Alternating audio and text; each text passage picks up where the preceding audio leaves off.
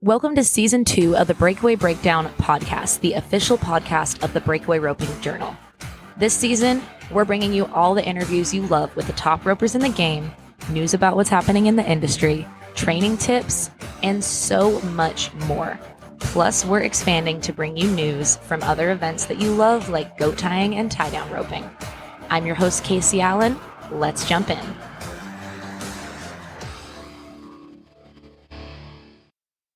All right, you guys, welcome back to another episode of the Breakaway Breakdown podcast. I am your host, Casey Allen, and it is September 23rd, 2023. And you know what that means. It's the final countdown. Okay, I won't sing because I'm a horrible singer and a little bit tone deaf, but ProRodeo fans, you know what's up. It's the last week of the PRCA and WPRA's regular season. That means over a week from now, after the close of Sioux Falls, we are going to know who the top 15 ladies are that are going to the national finals of breakaway roping in December in Las Vegas. No, we'll not be at the Thomas and Mack, but hey, that's a story for a different day. Go listen to some of our women in rodeo coverage if you want to learn more about that. Anyway, back to the task at hand. With just a week left of the ProRodeo season, it's turning into a bit of a knife fight out there. There is no rodeo limit, so these girls can hit as many rodeos as they possibly can, trying to win money to bag that last position.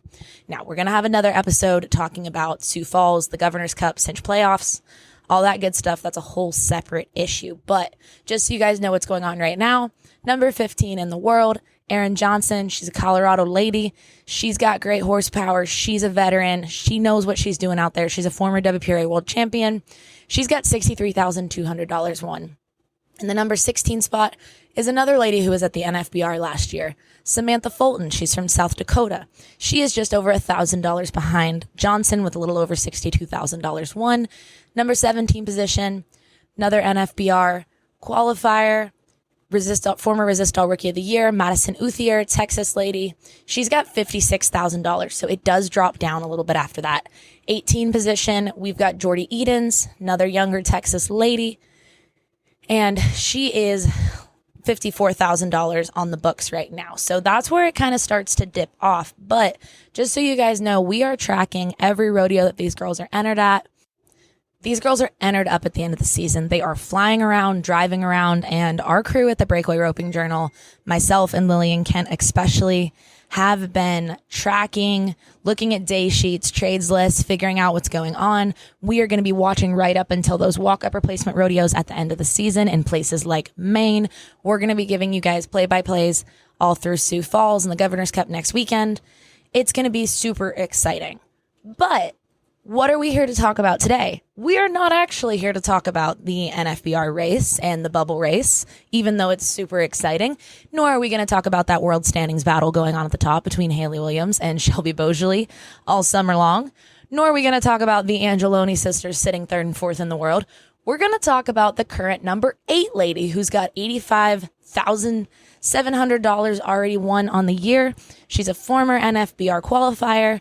She is the reigning Fort Worth Stock Show and Rodeo champion. We're talking about Cheyenne Guillory. She's currently living in Oklahoma. You're going to hear her talk about her career outside of rodeo. You're going to hear her talk about the other sport she used to play that was not involved in rodeo and why she took some time off from the sport. You're going to hear her amazing story. Cheyenne Guillory is just a super positive person. Every time I've been around her, she's always got a smile on her face. Her horses always look amazing. You can tell she takes great care of them. She always just looks so put together. She ropes outstanding. Her mental game is solid. I've been wanting to get Cheyenne on here for such a long time, and I'm just so excited to have her on. As I mentioned, she's a past qualifier to the National Finals Breakaway Roping, so she has been there, seen the sights, done that. She's engaged right now, so she's doing a little wedding planning while she's on the road. She's engaged to tie-down roper Cody McCartney. So I think you guys are really going to enjoy hearing from Cheyenne today. She's got some funny stories about being on the road, and it's just a fun episode for you guys to get a little background on one of the ladies that you are going to see in Las Vegas coming up. So before I get too long-winded, we'll talk a little bit more about what's ahead at the end of this episode. But first off, I've got to give a shout out to Equinity because they are who brought you this episode today. So make sure to go to teamequinity.com, check out their great products, and I'm going to tell you a little more about them at the commercial break. Without further ado, let's jump right in and let you guys hear from Cheyenne Guillory, who was gracious enough to give me a little bit of time to talk to her while she was out on the road hauling just before Puyallup. What have you been up to? Where out in the world are you? I'm up at Lewiston, Idaho tomorrow, so we're just hanging out in Coeur d'Alene for today. Just hanging out in the Northwest for the last couple of weeks and have one more week before I head back to Oklahoma. I gotcha. So, are you circuit rodeo when you come back, or what's the plan? No, our circuit, I think that our circuit is either wrapped up or gonna kind of finish up. But I have the circuit finals made, so I won't go to any more of those. I'll just go. I'll go to like Abilene, Amarillo, hopefully Sioux Falls, and then our circuit finals are in October, so I'll do that, and then like the Regatta Buckle in November, and then the Breakaway finals, and then the Gold Buckle Futurity in December is kind of really all that I'll go to until like the winter rodeos kick back up. Oh, that's all. Just a little bit going on. Yeah, it could be a lot more, but I'm vetoing most of it. Unless it's one of those deals, I'm not going. I gotcha. So talk to me, like, give me the 5-minute Cheyenne Guillory story, because I feel like I've not got a chance to talk to you about your background enough. It's always like what you're winning that week. Well, that's normally a good thing when I get to talk to you. It's normally a very good thing. So I grew up in central Louisiana. My dad was a first-generation calf roper, and he also ran race horses. So I grew up around horses, around a lot of horses. We had over like 100 head of horses growing up because we had a small breeding operation. And my dad actually ran, because I know it's going on today, ran in the All-American like the year that I was born in 97 and ran third in it. And then after we were kind of growing up and I was starting to rope and ride and stuff, he wanted to be home with us. So we just kind of had a breeding operation that allowed him to be there to practice with us every day. So I grew up, just like every other rodeo kid, junior high rodeo, junior rodeos. I high school rodeoed for 2 years, and I actually started playing softball my freshman year of high school. And I didn't rope from after my sophomore year of high school until after my sophomore year of college. So I took a 4-year break. And I played softball at Louisiana College for 2 years. It's just a small Christian school. I think it's a Baptist university in Pineville, Louisiana. And then I knew that I would always come back to roping, and it was the year that they added it into the American. And so I said, "Oh, I'm tired. I'm ready to start back roping." So I did. And then in 2020, like right when COVID was starting, me and my dad moved to Texas, and then that year was whenever they started adding it into pro rodeos. I didn't rodeo that year. So I didn't rodeo that year. I retired one of my older horses, and I had Hawk, which is Little Sorrel that I ride a lot now. I was seasoning him, and then that year my dad also passed away, so I didn't rodeo that year. I just kind of finished school, got my real estate license, and seasoned my horse, and then the next year is the first year that I rodeoed. I gotcha. Was that the first year you had bought your card, or had you bought it to do anything WPRA before? I think I bought it. I did. I bought it that first year because I went to like Woodward and like maybe Mesquite and stuff like that, but I didn't go rodeo, I gotcha. So 2021, you made the NFBR, whole different rodeo landscape than now. Kind of talk to me about how each season has gone for you and how things are going for the breakaway ropers out there. As a whole, I think one of the biggest things that's changed is who we call the world champion.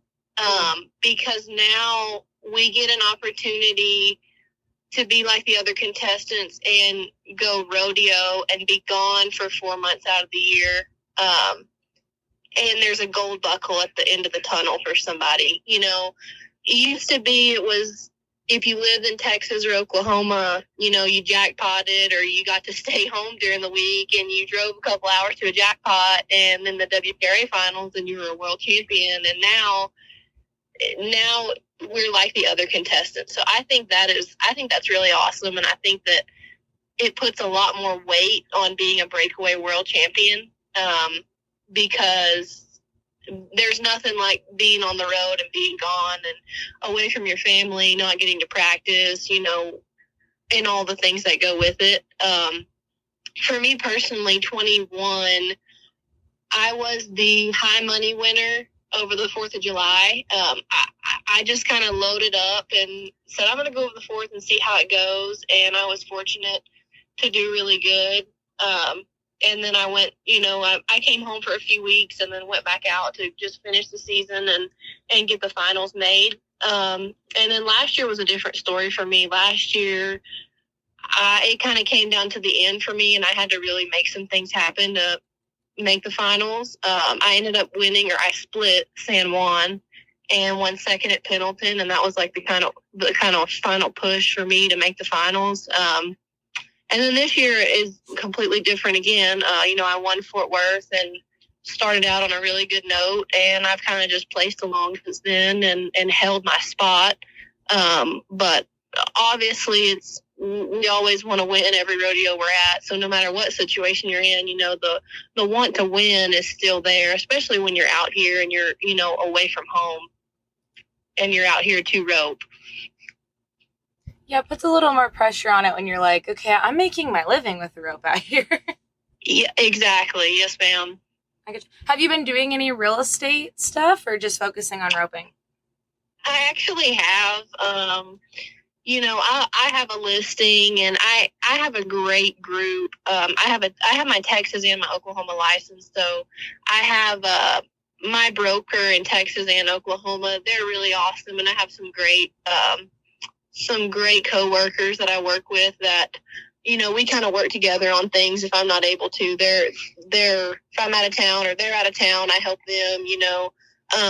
So I could not have asked for a better broker on my Texas or Oklahoma side as far as real estate goes. And that's awesome. You're doing it all. Yes, ma'am. So talk to me about who you got out there. I know some girls are sending horses in different rigs. Is Hawk still with you? And do you have any other horses out there? Hawk actually just got out here a few weeks ago. I've been out here all year with Gus. That's the horse I rode last year at the Breakaway finals. I bought him last November. It's the horse that Hunter Heron actually originally owned him. And then Jill Tanner, that's the horse she qualified for the American on. It's not the horse she rode in AT&T Stadium, but she rode him at the qualifiers and at Fort Worth.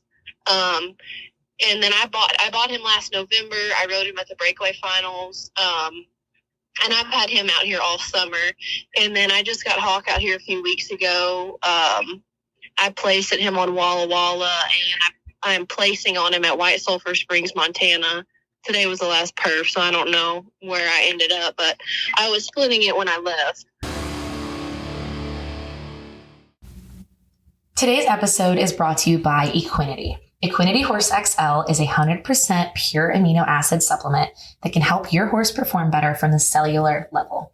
There is no fillers added, no sugars, no starches, no soy, nothing except 100% pure amino acids. What this does for your horse is it can help them from the cellular level perform better. We're talking quicker muscle recovery and stronger collagen for a healthier coat and bones. It can help increase focus, help regulate the gut, so many different things. And you can actually use it in combination with Equinity Ultimate OEC. That's a liquid supplement that has a flaxseed-based omega-3 oil, natural vitamin E, colloidal silver, and other ingredients that are there specifically to help your horse from the cellular level. It helps support cardiovascular health, joint health, healthier skin and coat, gastric health, and can help increase immune function. We are so grateful for Equinity for bringing us this episode today. And if you want more information about their products, you've got to check out teamequinity.com. This season, you mentioned Fort Worth. Kind of what were your favorite moments of the year so far? Fort Worth was a tough one. It's tough to not mention that one. Also, I split Oakley with Kelsey Chase this year, which that's my second time to split that rodeo out of 3 times that I've been to it. So that was a really neat way to kind of start off the 4th of July and do that again. I placed an average at Sheridan and Caldwell. So that anytime I feel like for the breakaway, you do well at a multiple head rodeo. With the amount of girls there are in the variables, anytime I feel like you place well in the average at a multiple head rodeo there's something to be said for that. Awesome. So when you're out there, I mean, how are you keeping your horses going on the road? I know your horses always look fantastic. Seems like you take great care of them. What are some things that girls can do if they're looking to go on the road to get their horses at the highest level? We're always looking for hay. We've had 4 horses out here in the rig all year long, so we're constantly looking to fill up our hay pod with more hay. And I use Equinity on my horses. I have for the last, I want to say maybe,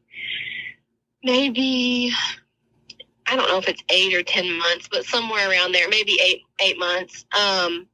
And it's helped a lot. My horse Gus is a pretty picky horse. There's a lot of supplements that he won't eat. He'll pick around them or not even eat his grain because if something's in there that he's just very finicky. But he eats it. I feed it to him twice a day, the powder and the oil, the Equinity Ultimate OEC once a day, and he eats it. He really likes it. He looks forward to eating his grain, and it's really helped him. I think, from the inside out. I was always taught by my dad that if you take care of their insides, the outsides will take care of themselves, and that's really helped my horses a lot this year, especially the one I have that is kind of a worrier and kind of funny about eating. And you mentioned that when you're out there, it can be a little tough to find places to practice. What are some ways that you keep your horses tuned up out there, or is it just knowing people and finding places to go practice? I'm fortunate to have a lot of friends that if we need a place to go, we can.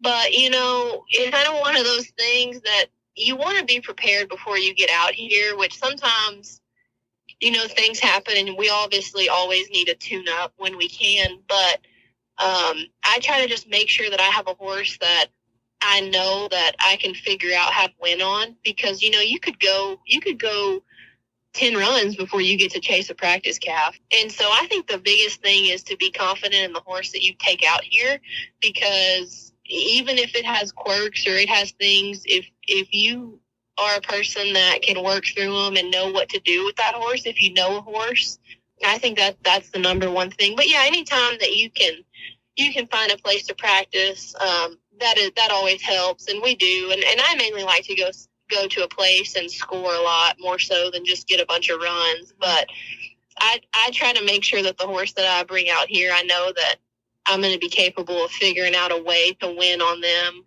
and make adjustments in between runs. That makes a lot of sense. Has there been anything that you worked on this year before you went out there or after you got out there that was a goal for this year, or something you feel like you've been doing well with your roping?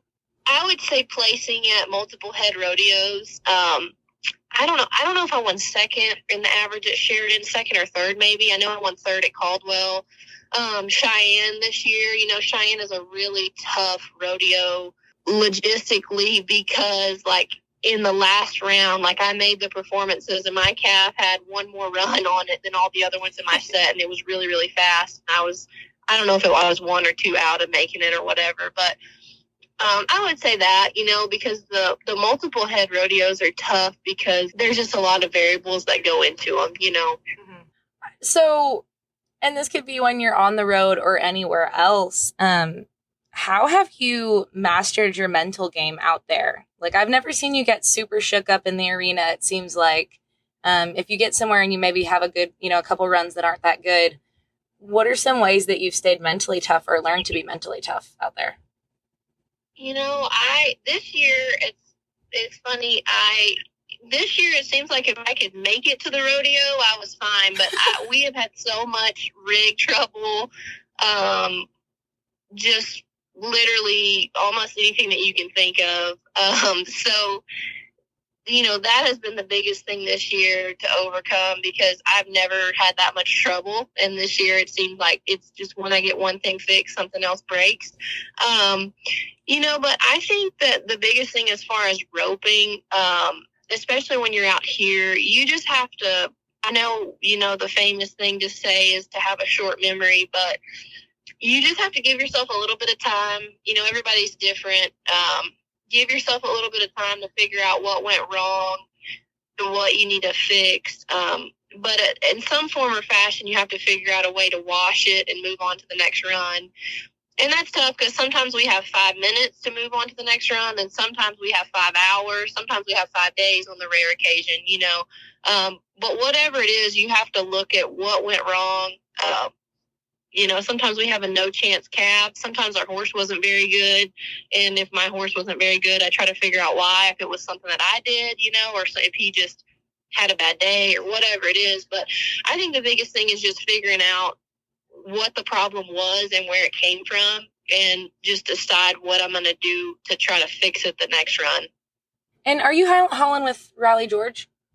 Yes, ma'am. I gotcha. So she's a rookie this year. Has she been shaken by any of the things breaking down? Has she learned any lessons with you out there? She's probably a little calmer with the things breaking down than I am. No, she's super, super, I would just say good-minded about everything, and she's taking it all in. But yeah, she's definitely calmer about the rig breaking down than I am. We're gonna have to get you guys on US Roper. Yeah, Cody would just call her to talk to her about it, because I was not in a frame of mind to talk about it. Have you guys been?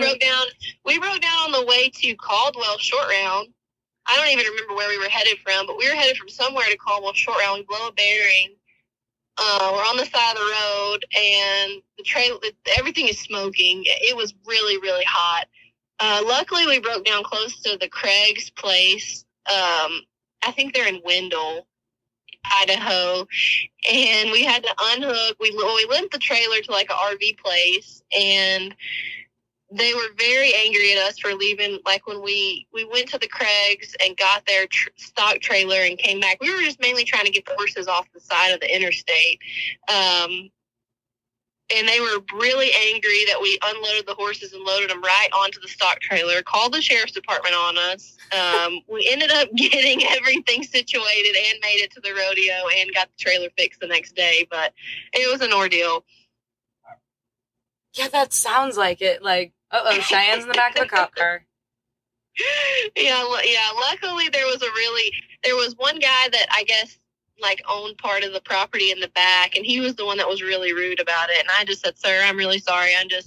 You can call the cops if you want, but I'm not leaving my horses on the side of the interstate." And there was a lady that worked in the RV place, and I don't know if the sheriff's department drove out there or if they called, but she's like, "It's okay. They're going to be out here in 10 minutes. Just don't worry about it." So she saved us, I guess, from getting arrested.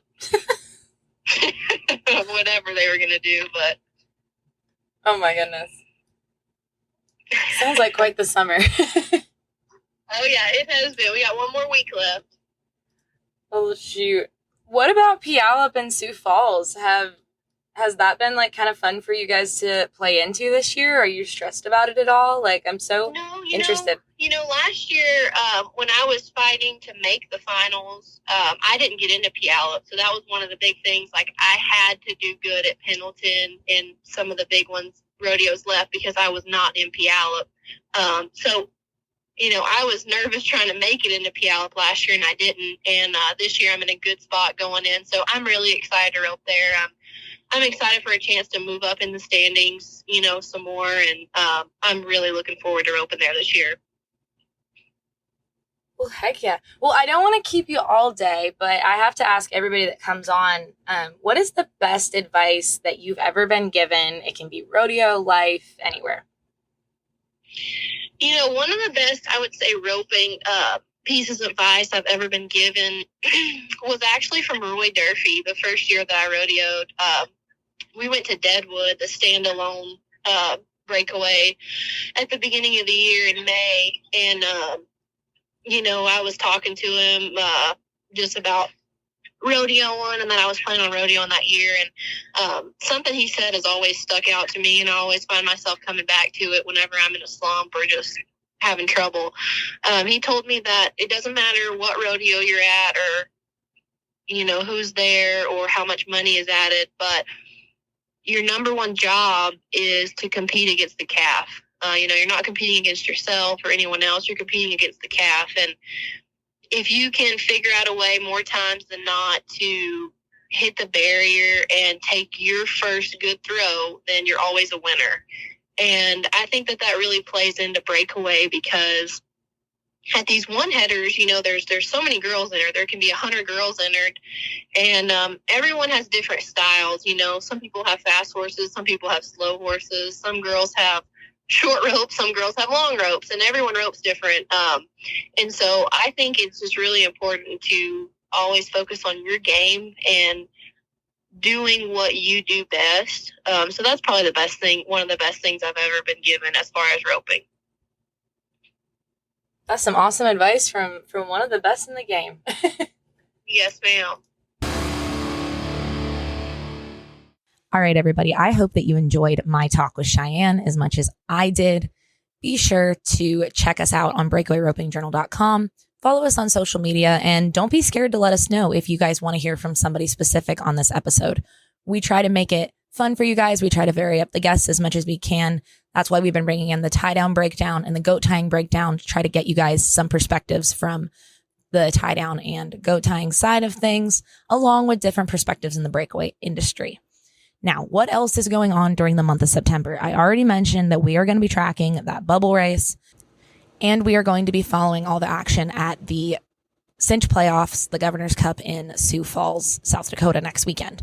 Why is that such a big deal? We've got an awesome article, a few articles on our website actually, that talk about this payout, which is going to feature a grand prize of $25,000 in the short round. It's not a super top heavy payout rodeo, right? So there's a lot of other money to be won there. The rounds are going to pay really well. Then they're going to advance to an 8-man round, then to a 4-man round, where there's honestly all 4 checks in the short round are big money, enough to make a difference, not only in the bubble race, but in that world standings race. There is more up for grabs at Sioux Falls than many of the rodeos this year. That $1 million payout was evenly distributed across all 8 events. So we just want to say shout out to the committee there and the state of South Dakota for bringing in equal added money in the breakaway roping, and also for all of the rodeos and the committees that have just been totally on board for breakaway roping this year. I mean, the amount of money that's been won this year is crazy. We've got Haley Williams sitting number 1 in the world with over $145,000, but Shelby Bosley is right behind her with over $136,000 won. And don't forget about those Angeloni sisters. They've got $114,000 and $112,000 on the books. It's just crazy. With a week left in the season, we've got the top 4 ladies in the world that are already over $100,000.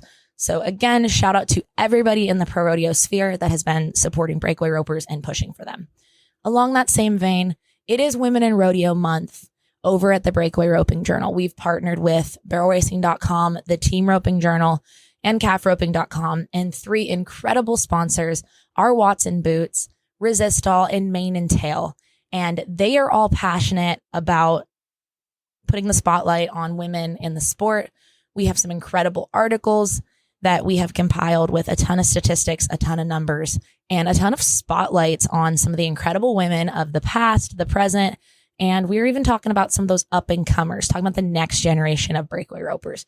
So you guys need to be following us at Breakaway Roping Journal on all social accounts, Instagram, TikTok, Facebook. Make sure you're keeping up with the insane amount of content that our team is pushing out, because we want you guys to just be as excited about the women's role in the sport of rodeo and how it's changing, how it's evolving every day, and what's on the horizon. Again, make sure you guys check out teamequinity.com because they are who is bringing you this podcast, and we are so grateful for Equinity. You guys will be hearing from me soon. We're going to have some exciting content coming up, more coverage. I'm going to be giving you guys as many updates as I can as the season's closing. Lillian Kent and I have been working together so closely, and our boss, Chelsea Schaefer, who is the editor over the Team Roping Journal, is going to be at Sioux Falls next weekend. So we will not miss a second of ProRodeo action as things drop. And then after that, we're looking right ahead to circuit finals. We're looking ahead to the Regatta Buckle Breakaway Roping. By the way, have you guys heard about that? It is the largest paying breakaway roping in the country, over $300,000 going to breakaway ropers. So if you've got a horse that's Regatta Buckle eligible, entry forms are online right now. All that information is at breakawayropingjournal.com. You have got to check it out. All kinds of exciting things going on. We got every second covered for you guys. And just thank you so much for listening once again.